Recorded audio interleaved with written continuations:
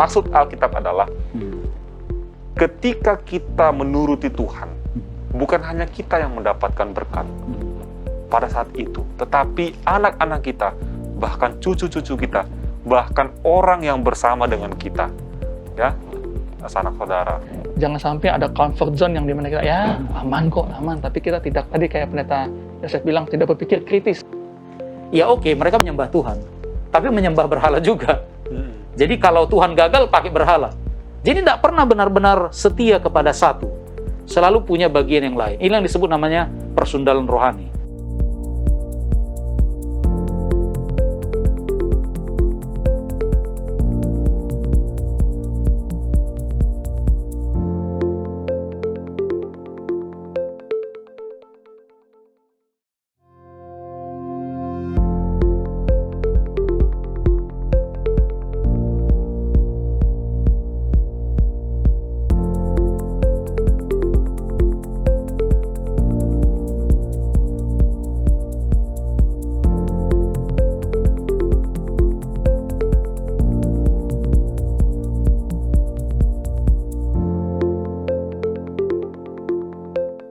Shalom pemirsa setia Hope Channel Indonesia dimanapun Anda berada.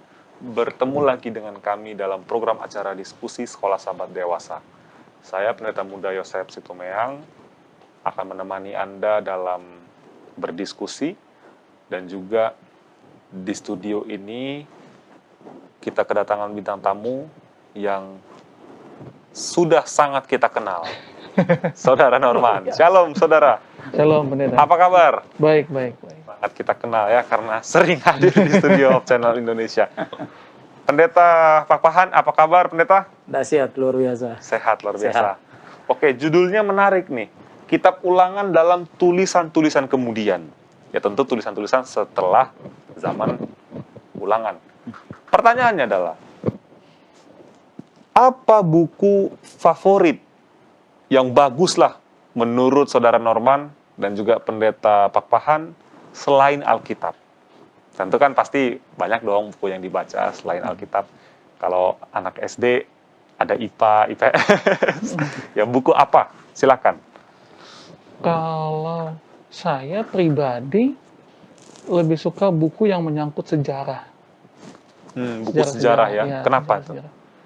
Nggak tahu, mungkin emang dari kecil minat baca saya untuk baca yang sejarah-sejarah, apalagi sejarah-sejarah Indonesia saya baca, lalu yang Jepang, zaman-zaman keshogunan atau Cina dan Barat gitu, zaman-zaman mereka perang, karena zaman-zaman itu kan teknologi minim, lalu tapi bisa membangun kastil yang megah semacam. Jadi rasa penasaran saya kok bisa gitu. Kok bisa gitu ya? Jadi menelusuri masa-masa lalu ya. Iya. Bagaimana dengan pendeta Pakpahan? Pendeta pasti baca buku teologi ya, enggak ya? Ada juga yang enggak ya? Dulu saya punya bacaan itu beragam ya. Oke. Mulai dari novel bahkan ya, dan buku-buku esai sastra dan segala macam ya. Tapi belakangan saya lihat saya tidak ada minat lagi baca yang lain kecuali ya ini yang ada selalu ada hubungannya dengan Alkitab ini.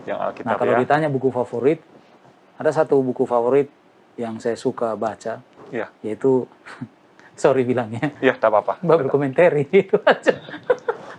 Alkitab lagi ya. Walaupun belakangannya komentari gitu ya. Beda, ya. Jadi bukan Alkitabnya, komentarinya. Betul. Itu ulasan para ahli pendeta ya. Kayaknya susah nih buku favoritnya pendeta Pakpahan. Baik, untuk memulai diskusi silakan saudara Norman, ayat hafalan dan juga doa buka. Ayat hafalan kita terdapat dalam Ulangan 4 ayat 29, dan baru di sana engkau mencari Tuhan Allahmu dan menemukannya, asal engkau menanyakan Dia dengan segenap hatimu dan dengan segenap jiwamu. Kita berdoa.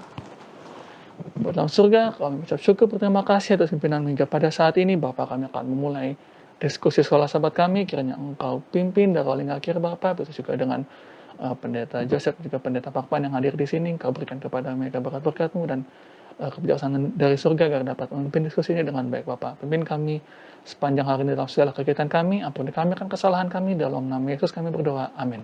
Amin. Sepanjang 1 minggu ini, kita akan melihat bagaimana peristiwa-peristiwa, ya tentu termasuk nanti zaman raja-raja, banyak sekali pengaruh dari kitab Ulangan yang menjadi dasar teologi mereka, begitu ya, dasar pembaharuan, perubahan, dan termasuk juga doktrin. Salah satunya yang bisa kita lihat di pendahuluan itu adalah kitab Mazmur pasal 81. Mari kita buka sejenak, pemirsa yang ada di rumah. Kalau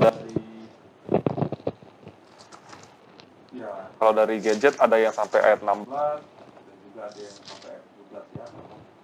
Kata-katanya sama. Nyanyian pada waktu pembaruan perjanjian. Ini untuk pemimpin biduan menurut lagu Gitit dari Asaf. Disebut di ayat 10, Akulah Tuhan Allahmu yang menuntun engkau keluar dari tanah Mesir. Jadi ekspresi-ekspresi seperti ini, Akulah Tuhan Allahmu. Ya, lalu di ayat 11, tetapi umatku. Ayat 12, sebab itu aku. Ini adalah ekspresi-ekspresi Tuhan yang mirip dengan penulisan-penulisan di kitab Ulangan. Ya, jadi disebutkan ini merujuk kepada kitab Keluaran,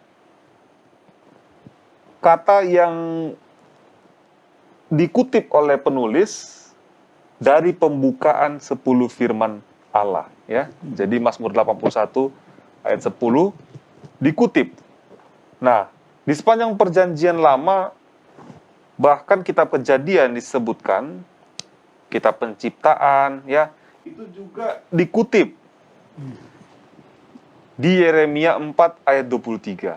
Kita bisa lihat di situ ya, aku melihat kepada bumi, ternyata campur baur dan kosong, dan melihat kepada langit, tidak ada terangnya.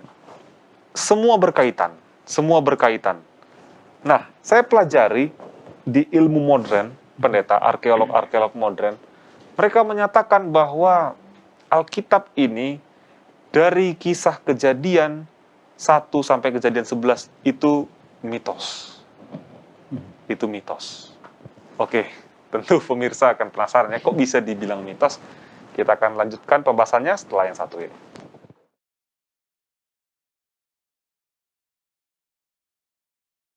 Sedikit lagi, tadi kita lanjutkan.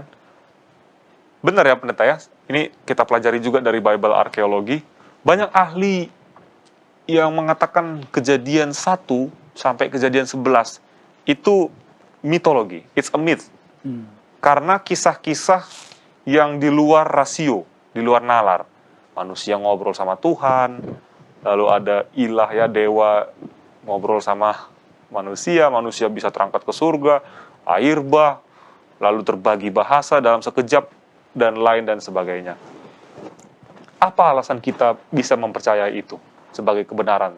Bukan sebagai mitos seperti yang para ahli katakan, pendeta. Ada enggak kira-kira? Kenapa kita bisa percayai kisah-kisah itu? Sekali lagi alasan kita simple, dan itu amat sukar masuk akal bagi mereka yang mengatakan bahwa Kejadian 1 sampai 11 adalah mitologi. Karena kita mau terima itu karena iman.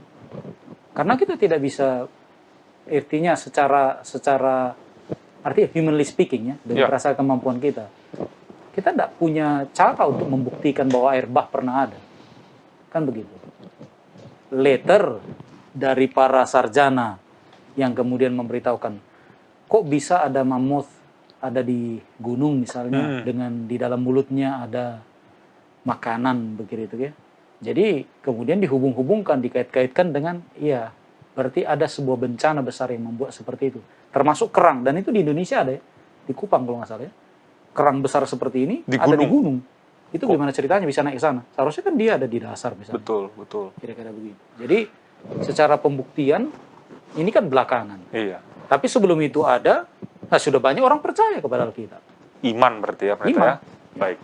Pemirsa, memang banyak sekali peristiwa-peristiwa, banyak juga hal-hal yang tidak bisa kita buktikan secara ilmu sehat ya atau akal sehat kita, namun percayalah bahwa itu semua kebenaran, apalagi yang ada di Alkitab, dan kita bisa mempercayainya, kita bisa menerimanya. Hanya mungkin sebagai perbanding begini ya, sebagai pembanding. Lalu Ya. kemudian ketika Kejadian 1 ayat 11 yang memberitahukan bagaimana segala sesuatunya terjadi, tidak dipercayai dalam pengertian ini 1 sampai mitologi, 11 ya. ya kan, mitologi. Nah pertanyaannya, lalu catatan mana yang kau percayai? Maka biasanya orang akan membangun sebuah cerita yang kembali kita bisa bilang itu mitologi, walaupun dalam bahasa saintifik mereka bikin ya. Iya. Nah, itu begini, ada Big Bang teori dan segala macam, dari mana kamu tahu?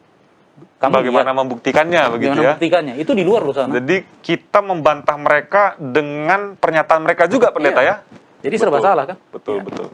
Muat percaya ini harus kritis nih terhadap saintis-saintis yang tidak percaya Alkitab. Silahkan, Saudara Norman, untuk hari Minggu. Kitab Hari Minggu. Taurat. Judulnya Kitab Taurat. Ini mengangkat kisah Raja Yosia ketika dia 8 tahun, kita tahu ceritanya lah. Usia 8 tahun dia memerintah. Lalu kalau merujuk pada Alkitab di 2 Raja-Raja 22, pada waktu ia menjadi raja dan 31 tahun lamanya memerintah di Yerusalem, ia melakukan apa yang melakukan, dan dalam tahun yang ke-18 zaman Raja Yosia, maka raja menyuruh Safan bin Azaliah bin Mesulam pendeta itu ke rumah Tuhan. Nah, jadi ketika mereka mau, ini koreksi saya jika saya salah pendeta ya, mereka mau perbaiki itu rumah Tuhan, maka ketemulah kitab Taurat di situ, yang dimana Yosia pada saat itu ketika mereka lapor kepada raja lalu dibacakan di hadapan raja, terkagum-kagum karena isinya adalah mengenai kehidupan dan kematian berkaitan kutub, yang dimana ini adalah buku ulangan. Ini adalah buku ulangan. Jadi mungkin bisa kita pastikan bahwa yang ditemukan dalam gulungan kitab Taurat itu salah satunya adalah buku ulangan dan dibacakan di depan Yosia. Berhubung pada saat itu bangsa ini sedang bebal-bebalnya, yang dimana banyak praktek-praktek tidak menyenangkan, banyak perbuatan-perbuatan tidak menyenangkan, dan membuat Tuhan sakit hati gitu. Maka setelah mendengar itu, Yosia dan jajarannya bergerak dengan cepat. Mulailah pembersihan segala hal yang termasuk nabi-nabi Baal dan semacamnya, semua disingkirkan, semua dibersihkan. Dan maka untuk sebuah sejarah yang menakjubkan, dalam tahunnya Yosia ini melakukan pembersihan ini adalah salah satu pembersihan terbesar yang dilakukan oleh bangsa itu pada saat itu, yang dimana memang tujuan Yosia adalah balik lagi. Yuk kita balik lagi, ini ketemu nih, dan timingnya pas banget itu pendeta ya, ketemu nih satu kitab Taurat khusus membahas mengenai hukum dan berkat, lalu dibersihkanlah, dan Yosia berusaha kembali untuk membawa bangsa ini berbalik kepada Tuhan. Yang mau saya kutip ini ada di alinea terakhir. Tindakan-tindakan Yosia dan segala hal yang dilakukan, di mana termasuk di dalamnya eksekusi terhadap mereka yang telah menjadi imam-imam berhala di Samaria, menyatakan sejauh mana mereka telah tersesat dari kebenaran yang dipercayakan kepada mereka. Gantinya, tetap menjadi bangsa yang kudus sebagaimana seharusnya itu terjadi. Mereka berkompromi dengan dunia, bahkan mereka sering berpikir, kami baik-baik saja dengan Tuhan, terima kasih. Sungguh satu penipuan yang berbahaya.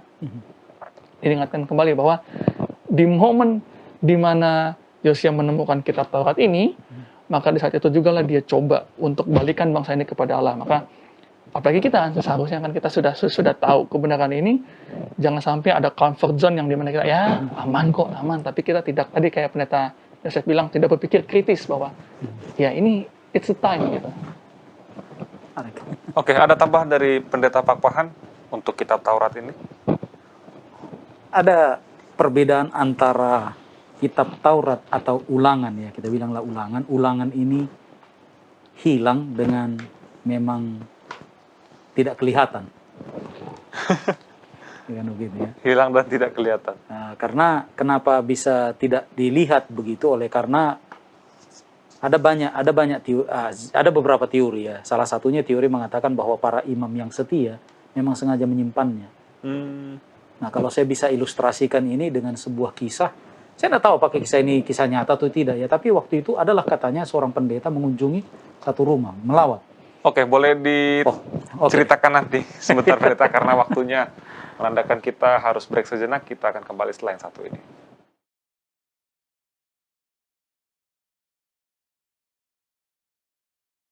Ya, silakan dilanjutkan pendeta, tadi ilustrasinya. Ya, kembali kepada cerita hilangnya itu ya, dengan cerita relevansinya. Kita mau cari relevansinya. Bahwa pendeta ini kemudian melawat, dan rupa-rupanya ibu ini dengan suaminya ada satu kali, entah apa mereka mau ceritakan, mereka pergi ke kamar, lalu mengizinkan pendeta itu ada di situ. Sementara ada beberapa pecahan dolar ya, ini berarti di luar negeri ya, dolar di meja itu terletak begitu saja. Dan kemudian pulanglah pendeta itu setelah berpamitan dan segala macam. Dan uang itu nggak ada lagi kelihatan. Lalu itu menyebabkan keluarga ini menuduh pendeta ini pencuri. Tapi mereka nggak kembali ke gereja karena merasa mereka sudah tersandung ya oleh karena kok ada pendeta pencuri. Karena siapa lagi yang ada di rumah? Makanya yang berdua, tidak ada pernah yang lain, tidak ada pembantu yang lain-lain. Hanya pendeta ini yang datang ke rumah kami. Dan sejak itu uang itu hilang. Tapi karena sudah cukup lama, mereka juga menderita, mereka juga butuh gereja dan segala macam. Akhirnya ya approach kembali ya. Direct confrontation dari kepada pendeta. Lalu menyatakan bahwa pendeta, kami begini, kami begini. Karena pendeta kok bisa mengambil uang kami. Oh tidak, saya tidak ambil. Jadi kemana uang? Saya masukkan ke dalam Alkitab kalian yang ada di situ, saya lihat. Dan menunggu kapan kalian buka Alkitab. Jadi disimpan di situ ya. Ya. Dan terbuktilah, karena sudah sejak lama mereka tidak datang ke gereja, orang ini tidak pernah buka Alkitab. Luar biasa kan? Kita punya konflik dengan orang, tapi kita tidak baca Alkitab lagi. Ya. Kita punya konflik dengan anggota misalnya, tapi kita tidak datang lagi kepada Tuhan.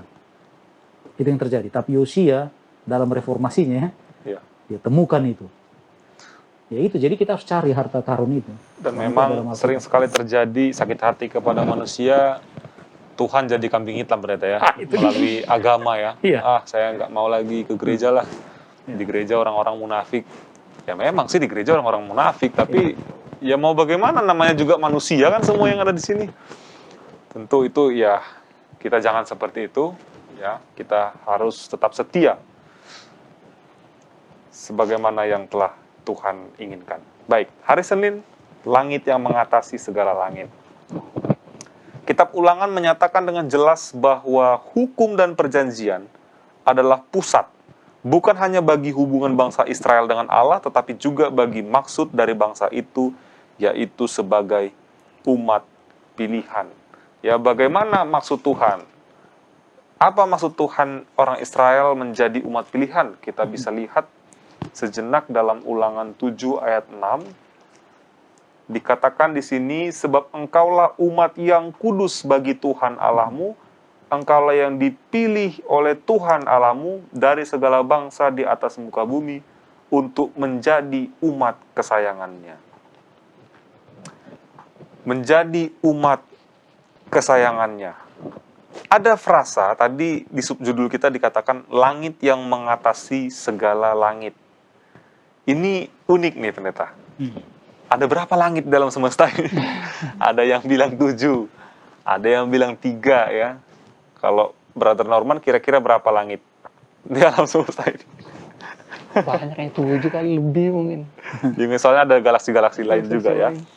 Oke, kita lihat di paragraf kedua, ini bagus sekali. Apa yang dimaksud dengan langit yang mengatasi segala langit?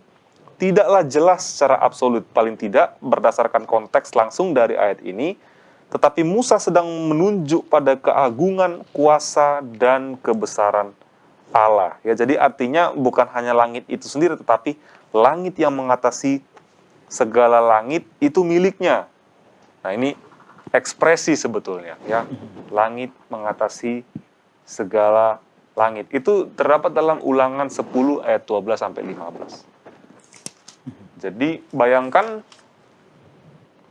orang Israel yang menjadi umat kesayangan Tuhan. Tuhan yang mana?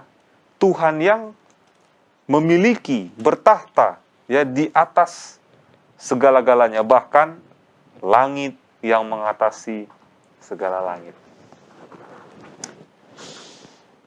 Lalu menjadi pertanyaan pendeta, sebelum nanti pendeta akan tambahkan ya, karena ini masih di zaman Yosia konteks kita belajar, kenapa sih manusia masih lebih takut secara praktis ya, secara praktek dalam kehidupan kita sehari-hari kepada ilah, bahkan dia tidak ada di langit, ilah itu hanya di bumi. Pendeta paham ya? Kita takut sama ilah-ilah yang ada di bumi ini. Ya orang manusia lah begitu kan, yang punya kedudukan jabatan tinggi lah, pengaruh besar. Lalu juga mungkin kita takut sama cerita-cerita dongeng masyarakat sekitar. Ini ada pemiliknya nih di laut ini, di hutan ini, ya kan, yang bukan Tuhan. Ya. Kita lebih takut kepada mereka dibanding kepada yang ada di atas segala langit. Itu kenapa bisa seperti itu, pendeta? Salah satu alasannya adalah karena kita materi. Kita materialistik. Kita percaya dengan apa yang kita lihat. Apa yang terlihat langsung ini kita percaya. Ya walaupun bicara mengenai perbalaan, misalnya perberhalaan ini, kan dia kayu. Iya. Apalagi kalau seperti saya misalnya seorang yang ahli dalam membuat patung misalnya, kan saya yang buat. Tapi kemudian saya takut sendiri kan.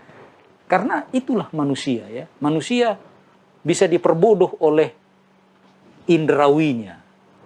Dia punya 5 indrawi dan itu bisa membuat bisa menyerap informasi dari sekitar yang terlihat atau yang terasa, maka kemudian dia percaya. Sementara ketika berbicara dengan Allah, ketika kita harus menggunakan iman, lalu ada pengalaman spiritual, maka kita anggap, tidak. Dan bukankah Yesus mengatakan hal yang seperti itu hakikatnya, walaupun dia katakan begini, janganlah takut kepada orang, janganlah takut kepada yang hanya bisa membunuh tubuh. Takutlah kepada Tuhan yang mampu bukan hanya tubuh, tapi juga jiwa dia bisa. Tapi kita ya seperti itu, karena kita orang materialistik. Ya. Karena memang itulah naluri kita, pendeta ya. Iya. Artinya sebagai manusia yang berdosa. Oke, pemirsa, kita akan lanjutkan diskusi ini setelah pesan-pesan berikut ini.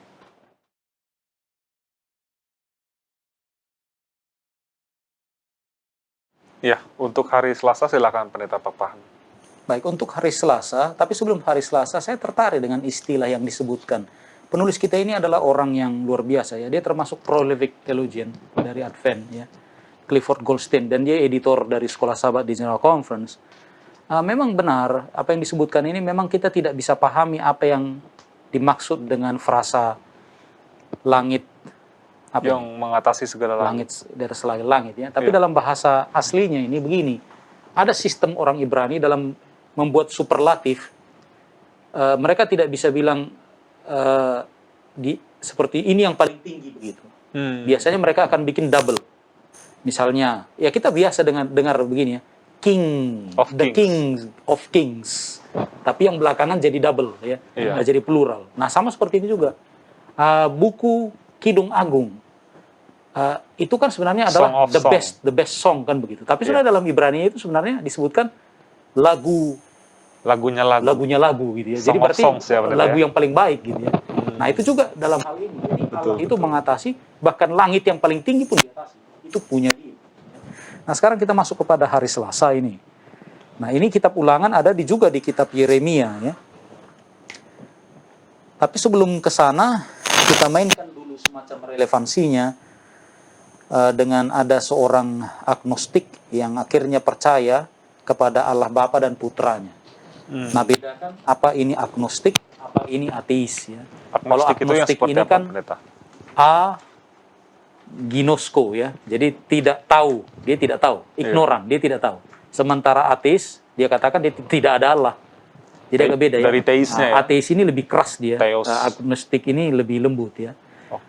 Kira-kira begitu. Jadi dia adalah seorang agnostik dulunya, tapi pada akhirnya dia percaya kepada Bapa dan percaya kepada Yesus. Nah orang ini suka dengan ayat ini, Yeremia 29:13. Apabila kamu mencari aku, kamu akan menemukan aku apabila kamu menanyakan aku dengan segenap hati. Nah, kemudian ayat inilah yang oleh Sabbath School edisi bahasa menjadi alasan untuk memilih ulangan 4 ayat 29, mencari hafalan. Tapi dalam edisi aslinya, sebenarnya ayat hafalan kita terdapat dalam ulangan 10, ayat 15 ya. Yeah. Nah, saya bacakan dulu ayat hafalan kita yang dalam edisi kita ya, yang sudah dibaca oleh Norman tadi. Dan baru di sana engkau mencari Tuhan Allahmu dan menemukannya. Asal, ada kondisional di sana, asal engkau menanyakan dia dengan segenap hatimu dan dengan segenap jiwamu. Nah, jadi ini luar biasa ya. Boleh jadi begini ya, ketika pembacaan ini diperkenalkan kepada Raja Yosia, bahwa bagian ulangan 4, 23 sampai 29 ini yang pada akhirnya membuat Raja Yosia menyadari the significance dari kitab Taurat itu. Ya. Jadi carilah Tuhan, maka kita akan menemukannya, lalu memperoleh kesejahteraan. Namun ketika ini tidak dilakukan, maka penyembahan berhala akan merajalela. Jadi ada alasan yang disebutkan oleh kitab Ulangan, mengapa mereka pada akhirnya jadi hancur secara bangsa. Dan kemudian yang namanya perbaharaan itu rampan di negeri. Jadi itu ada di akar-akarnya. Bahkan raja-raja sebelumnya itu ya oke, mereka menyembah Tuhan, tapi menyembah berhala juga. Jadi kalau Tuhan gagal pakai berhala. Jadi tidak pernah benar-benar setia kepada satu. Selalu punya bagian yang lain. Ini yang disebut namanya persundalan rohani. Okay. Nah, kemudian itulah yang dibacakan kepada Yosia, dan Yosia kemudian membuat apa? Membuat ketetapan, mari kita mengadakan reformasi total. Ya, sampai akar-akarnya dicabutkan. Itu namanya perberhalaan itu. Ya, jadi pada dasarnya inilah menjadi hakikat manusia. Kita itu sebenarnya selalu mencari ada sesuatu atau seseorang yang kita sembah. Kalau kita tolak Tuhan, berarti kita akan sembah yang lain.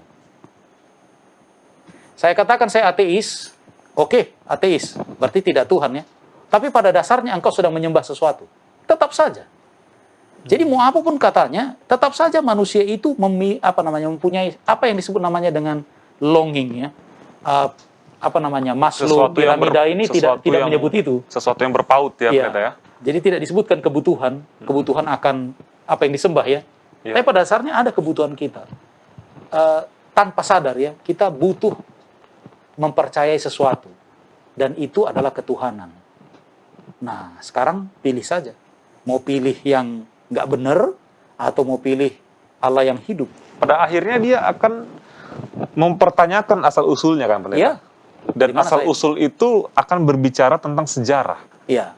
Dan tentu sejarah itu akan mengacu kepada dan bawaan dia kepada Tuhan kuno adalah bukan hanya sekedar dia tanya originality dia, tapi untuk apa aku di sini?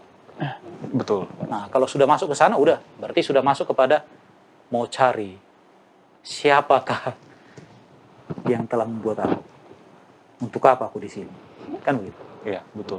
Itulah agama itu. Berarti ini ya bisa juga sih sebenarnya dari perikop kitab Yeremia dan Ulangan, cuman saya lebih kepada aplikasinya. Manusia diciptakan ada tujuannya, Pendeta, betul ya? Itu juga teori yang saya pelajari dari teleologi, ini cabang dari psikologi, seorang ahli yang bernama Adler.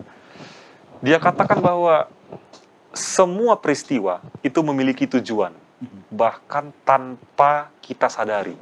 Seperti anak bayi, dari lahir, dia menangis. Nggak mungkin kita tanya, tujuannya apa? Tapi begitu dia dikasih ASI, dia diam. Memang sih nggak mungkin kita bertanya kan, Pendeta, apakah kamu mempercayai Trinitas kepada bayi sehingga dia mau dibaptis? Tetapi di alam bawah sadarnya dia menangis dengan tujuan untuk mendapatkan perhatian dan sesuatu yang dia inginkan. Nah, saya hanya menambahkan sedikit, ya mungkin Pendeta bisa juga setuju atau tambahkan lagi. Seperti orang-orang agnostik, seperti orang-orang ateis, sebetulnya kenapa mereka menjadi agnostik? Kenapa mereka menjadi ateis? Karena mereka tidak sadar akan tujuan hidup mereka. Begitu, Pendeta ya? Atau lebih kepada ya ada begitu, tapi ada juga begini, kekecewaan kepada manusia. Kekecewaan kepada Pada akhirnya manusia. Tuhan dipersalahkan. Saya nggak percaya Tuhan. Karena kenapa saya mengalami yang seperti ini? Karena menganggap agama itu ciptaan manusia ya, Iya. produk. Iya. Jadi ini yang namanya orang yang makan nangka, saya kena getahnya, kira-kira begitu. Ya. Iya kan? Oke, baik. Ya, tentu kita pastinya harus mendoakan juga teman-teman kita yang sempat ya menjadi agnostik, bahkan ateis, karena dikecewakan oleh satu dan dua hal, tetapi kita jangan mau menyerah. Walaupun kelihatannya Tuhan seperti tidak ada, jangan pernah undur dan jangan pernah tidak mempercayai janji-janjinya. Kita akan kembali setelah yang satu ini.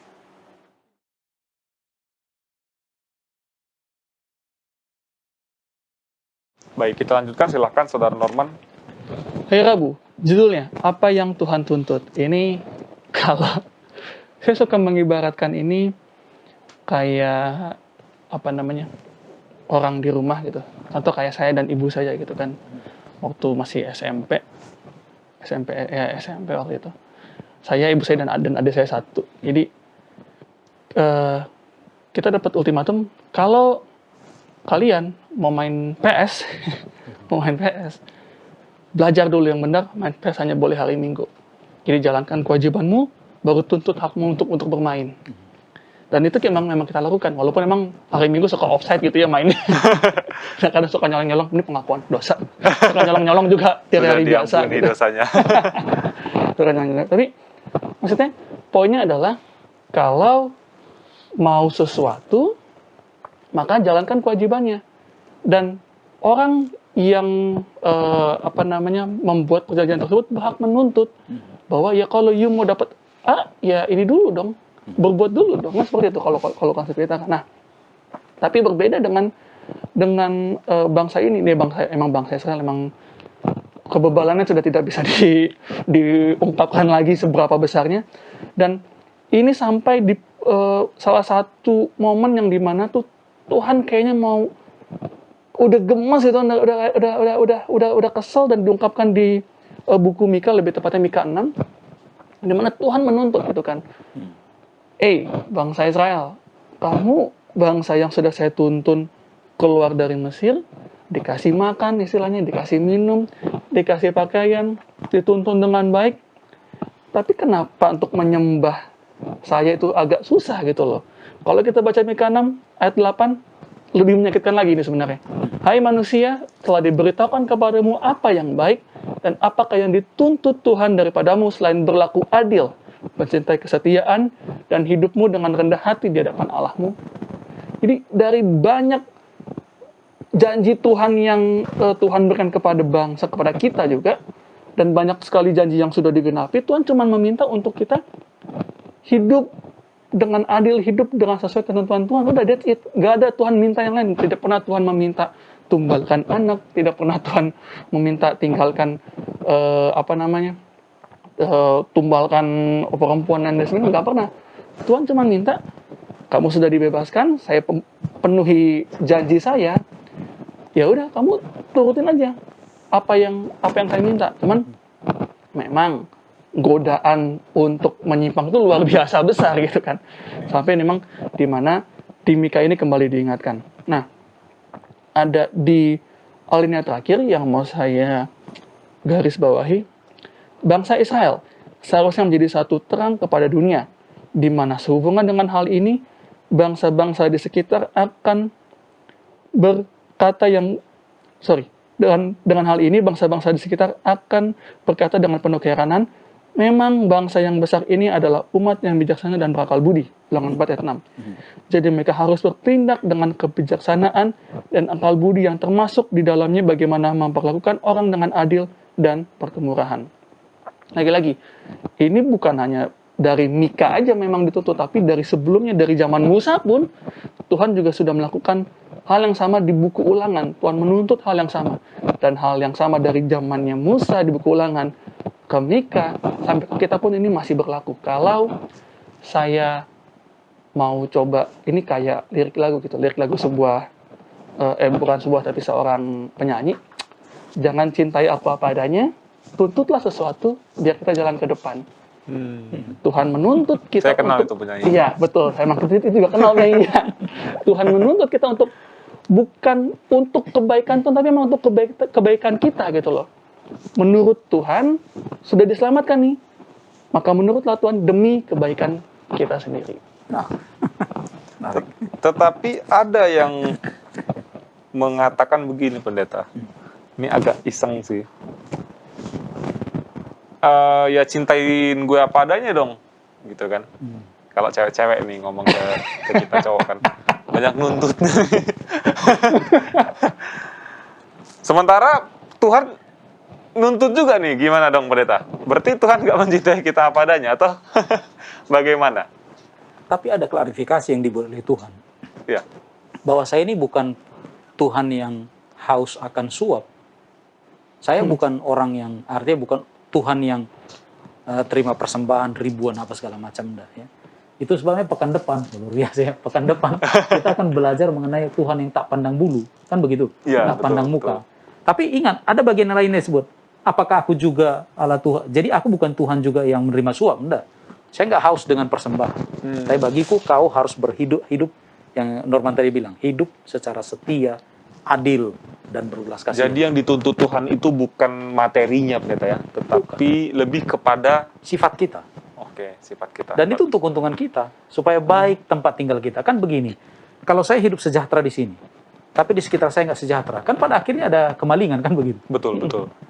maling jadi banyak gitu. Iya.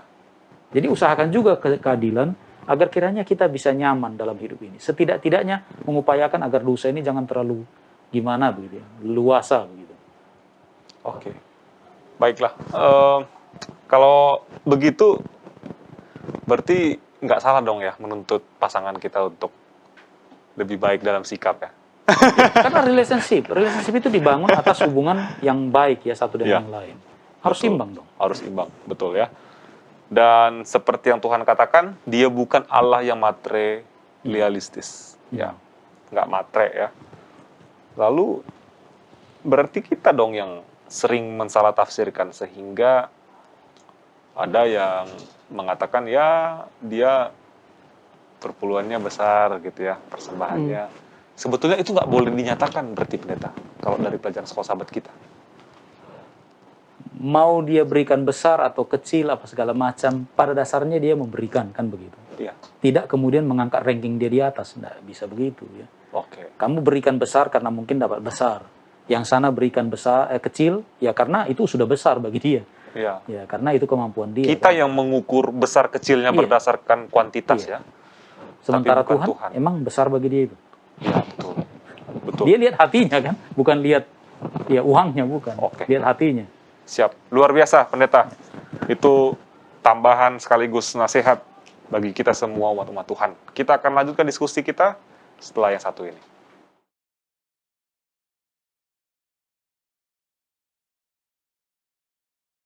Ya, kembali lagi bersama dengan kami. Kita masuk kepada pelajaran hari Kamis, doa Daniel.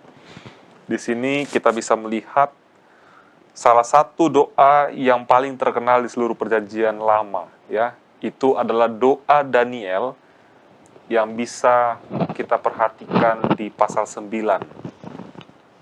Setelah mempelajari kitab Yeremia, bahwa waktu ketandusan dari bangsa Israel, ini di ayat 2. Kita perhatikan di ayat 2, sebuah bukti kronologis bahwa Daniel itu sudah mempelajari kitab Yeremia. Tadi disebut Yeremia dengan kitab Ulangan, ya, itu terkait ya. Tadi kan kita sudah bahas ya di hari Selasa. Nah, sekarang Daniel mengutip Yeremia. Tentu Yeremia pasti dia punya teologi bagian dari kitab Ulangan. Nah, doa Daniel, ini paragraf ketiga, adalah sebuah rangkuman dari bagian dalam kitab Ulangan. Tadi sudah saya sampaikan. Yang secara tepat berisi amaran kepada bangsa itu sehubungan dengan buah-buah karena tidak melakukan bagian mereka dari perjanjian itu. Ya, tentu berkat dan kutuk itu seperti kalau ada istilah lagu kan pendeta, madu di tangan kananmu, racun di tangan kiri. Mana yang dipilih? Mana yang dipilih? Berkat dan kutuk itu seperti itu ternyata. Konsekuensi dari perilaku kita. Jadi saya memahami ketika Tuhan katakan keturunan keempat sampai keturunan keempat akan menerima. Oh, kok kejam sekali Tuhan ya.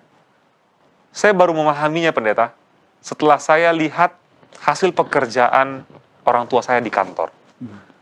Jadi anak-anaknya dia, ya kami mendapatkan respect dari orang kantor itu karena papa saya. Padahal mereka nggak kenal siapa saya. Ketika ada Imlek kan, temannya orang Tionghoa, dia undang kami makan, dia sangat hormat sekali. Seperti dia menghormati ayah saya. Padahal saya nggak pernah kenal sama om itu. Baru kali itu saya ketemu. Baru kali itu kami saling menyapa. Tetapi dia sudah menunjukkan apa rasa hormat. Saya pelajari lagi Alkitab. Benar ya, saya menerima getah yang enak. Nggak enak sih pakai kata getah ya udah ya. Apa nih kalau kecipratan berkat ini? Jadi saya mendapat imbas dari keuletan hasil pekerjaan ayah saya. Saya keturunan kedua. Ya, kalau zaman dulu tentu nama baik itu sangat direcord. Seperti pendeta nomor berapa nih Pak Pahan? Kalau saya nomor 15 nih Situ Meyang ya. Dari Situ Meyang yang pertama 4 berarti udah nggak dapat lagi dong saya. Kalau ada Situ Meyang nomor 4 bandel-bandel, nah saya nomor 15. Berarti terlepas begitu ya. Tapi bukan seperti itu. Maksud Alkitab adalah ketika kita menuruti Tuhan, bukan hanya kita yang mendapatkan berkat pada saat itu, tetapi anak-anak kita, bahkan cucu-cucu kita, bahkan orang yang bersama dengan kita, ya, sanak saudara, Nama juga baik, menang berharga ya, daripada harta perak. betul. Ada tambahan pendeta untuk hari Kamis ini? Satu yang disebutkan oleh sekolah sahabat adalah bahwa Daniel, karena dia mempelajari kitab ulangan dari kacamata Yeremia, Ya. atau bahkan mungkin mempelajari juga ulangan, maka dia tidak pernah bertanya, mengapa Tuhan kami begini? Dia sudah tahu. Justru Karena sudah dikasih dia tahu oleh minta ulangan. maaf, pendeta, Ini ya. yang terjadi kalau kamu, ya seperti tadi Betul, pendeta betul. bilang kan, madu dan racun, ya. Itu kan tergantung begitu ya. Kamu pakai ini ya kena konsekuensi ini. Tapi kalau kamu pilih ini, pahala. Iya. Dan Nabi Daniel tahu, dia tahu. Jadi dia tidak seperti misalnya, ya kita tahu yang bertanya ya, seperti Habakuk juga bertanya, kan mengapa Tuhan? Atau seperti Mazmur Asaf, mengapa Tuhan? Ya, Mazmur 73 ya, mengapa? Mungkin ya kurang belajar saja mungkin. sorry. Ekspresi mereka. Ya, Daniel luar biasa, dia tidak tanya itu karena dia tahu ini adalah karena kami melanggar yang ini sehingga kami dapat kutuk. Dan lebih baik sebetulnya kita mengambil sikap seperti Daniel, pendeta ya. Artinya kita berdoa bukan lagi mempertanyakan dan menyalahkan Tuhan. Iya. Tetapi kita lebih kepada sadar dan mengakui diri. Iya. Seperti yang dilakukan oleh Daniel, dia berdoa bukan minta. Tidak ada permintaan. The first expression untuk bikin dalih adalah bertanya, mengapa ya Tuhan? Jadi lihat saja begitu. Psikologi, ya secara psikologi orang yang bertanya mengapa begitu, dia mau cari dalih sebenarnya. Begitu ya. Mungkin ya, ada tujuan terselip, pendeta ya. Iya. Jadi bagus, pembenaran. saya salah. Jadi bukan mengapa, ada apa gitu. Dari Dia nggak tahu pertanyaan, aja, gitu. dia punya dalil pembenaran, pendeta ya, di balik itu ya. Loh kok begitu? Ya. Seperti orang muda yang ketemu Yesus ini, pendeta ya. Bagaimana Ya. saya memperoleh hidup yang kekal? Setelah dikasih tahu, tetap juga dalih kan? Yang mana nih sesamaku mana? Yang mana yang kurangnya begitu ya? Kalau Nikodemus kan yang mana Iya. sesamaku? Nggak berdalih dia. Ahli Taurat ya, bukan Nikodemus. Ini sudah tercampur semua. Pokoknya orang-orang yang bertemu Yesus mempertanyakan hal yang seperti itu. Iya. Dan Kalau begitu, gimana supaya sadar, pendeta? Nah, inilah kan langkahnya kan? Ya. Langkah yang harus kita ambil. Gimana sih supaya kita sadar seperti Daniel? Supaya sesuai dengan pelajaran kita Ya. Memang kita harus benar-benar baca itu kitab Ulangan. Amin. Jadi tahu kita, oh ini ternyata begitu. Dan memperagakannya, ya, memperagakannya. Oke. Ya. Siap. Ya, pemirsa yang terkasih dalam Tuhan, sering kita tidak sadar nih. Bahkan kita selalu mengatakan, aduh Tuhan kok begini, kok begini. Ya, kita tidak sadar bahwa apa yang terjadi sekarang mungkin saja karena konsekuensi yang pernah kita lakukan di masa lalu, atau bisa juga dampak dari kerabat, saudara yang melakukan kesalahan sehingga kita juga terdampak. Tetapi itu bukan menjadi fokus utama. Fokus utama adalah bagaimana agar bisa tetap setia dalam Tuhan, tetap bertahan dalam Tuhan, tetap menjadi berkat walau keadaan sangat mencekam. Kita akan lanjutkan diskusi Sekolah Sahabat ini setelah pesan-pesan yang berikut.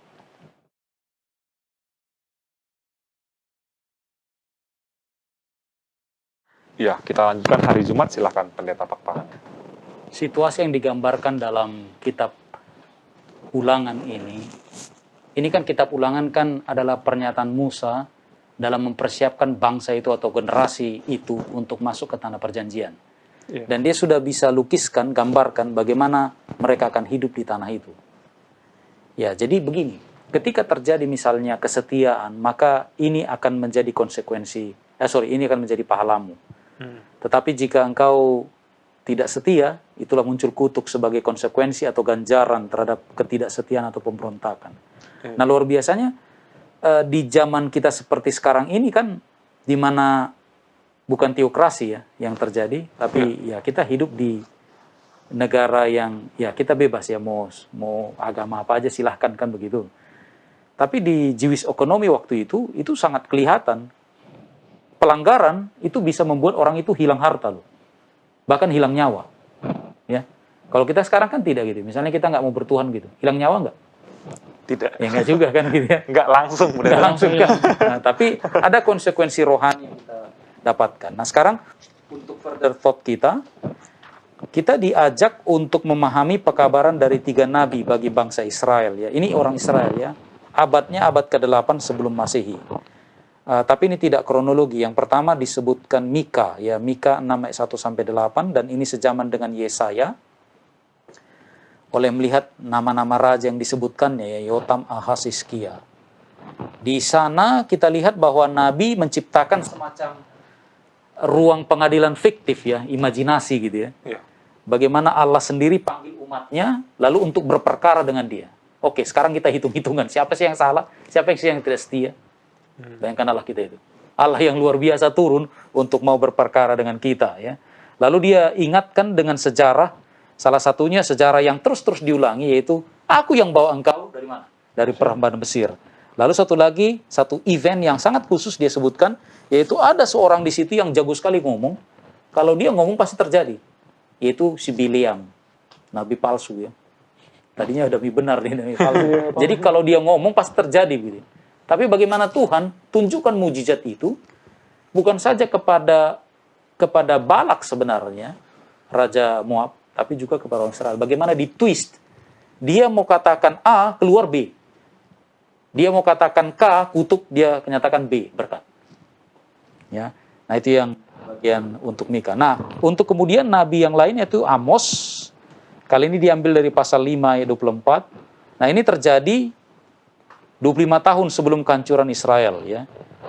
Jadi ini lebih dulu daripada Hosea dan Mika nanti ya. Yang ketiga Hosea ya.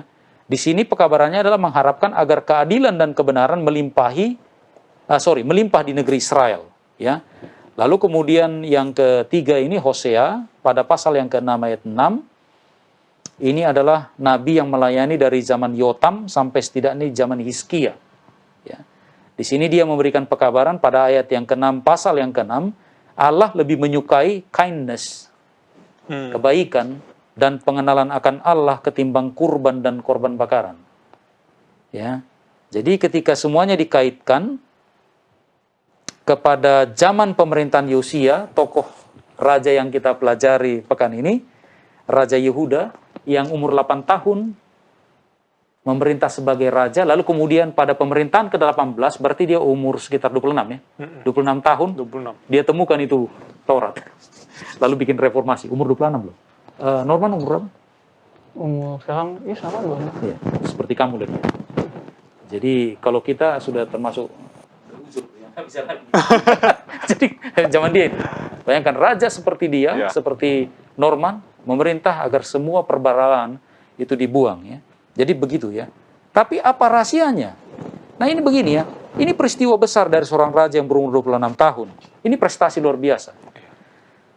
Bagaimana dia bisa lakukan itu? Karena begini, ini bukan saja 1 tahun, 2 tahun, 3 tahun, 4 tahun, 5 tahun, 10 tahun, 20 tahun, bahkan 50 tahun terjadi. Tapi ini sudah ratusan tahun terjadi. Berhala-berhala itu sudah masuk ke tanah Israel. Jadi yang tadinya harusnya Allah yang disembah ini, jadi mereka terkontaminasi dengan yang di sekitar. Tapi dalam pemerintahannya si Yosia ini, umur 26 tahun, kira-kira, dia bisa cabut itu sampai ke akar-akarnya. Bagaimana bisa terjadi? Dengan pertolongan Tuhan. Ya. Berarti dia setia sekali dengan kitab Taurat itu ya. Kitab ulangan pada dasarnya, kitab ulangan. Lalu melakukannya. Sehingga ketika dia mulai membuat gerakan seperti ini, rakyat ikut. Kami punya raja yang bagus sekarang. Di Yosia bergerak, rakyat jadi ikut bergerak, begitu ya. Tidak jadi lambat-lambat, itu mustahil. Kan banyak kita bicara begitu ya, mustahil. Tapi Yosia di masa mudanya, dia bisa lakukan. Nah demikian juga dengan level, misalnya level gereja lah kita bilang ya. Gereja, conference, union, division, bahkan general conference. Ketika kita merasa gereja misalnya ada sedikit masalah, bisa lakukan reformasi sebenarnya. Ikuti saja. Ya. Ya. Jangan terus banyak dalih ya. Kayaknya sulit nih. Lakukan aja dulu. Karena itu air terbelah. Baik yang Teberau dengan yang di Jordan itu karena Diinjak dulu gitu. Nanti basah katanya. betul. Ya pijak aja dulu. Kan Tuhan yang bilang pijak aja dulu ya. Betul. Ujilah Tuhan. Kan Tuhan berani diuji kan? Uji dia. Lalu akan terjadi sesuatu. Dan itu mukjizat. Amin. Luar biasa ya, dari pemaparan Pendeta Pakpahan untuk pendalaman sekaligus kesimpulan pelajaran sekolah sahabat kita di pelajaran yang ke-11. Ini adalah bagaimana kepercayaan dan keyakinan umat-umat di masa kini. Begitu ya Pendeta ya. Tujuan dari penulis sekolah sahabat adalah supaya manusia-manusia yang hidup di masa kini mau mempelajari kitab ulangan dan mendapatkan berkat, Amin. bukan kutuk. Itu dia. Tujuannya disampaikan peristiwa-peristiwa yang seperti kutuk lah gitu Pendeta ya. Itu adalah tadi Daniel mengingatkan kembali, kok bisa kesengsaraan itu seperti ini, kok bisa ya saya seperti ini begitu ya. Kita flashback kembali, akhirnya kita sadar, oh ternyata ada kesalahan yang pernah saya lakukan gitu. Baik, terima kasih. Ada dari Saudara Norman? Ya, Nggak ada lagi ya? nggak ada, udah cukup. Dari tadi udah bahas panjang soalnya. Oke lah, baik. Pemirsa yang ada di rumah, ada yang katakan bahwa tak pakai pantun tak sedap. Ya, jadi untuk menutup acara kita, saya mau berpantun dulu. Jaka Tingkir belajar silat, alih-alih menjadi pahlawan. Kalau mau selamat dunia akhirat, yuk baca kitab ulangan. Iya, cakep.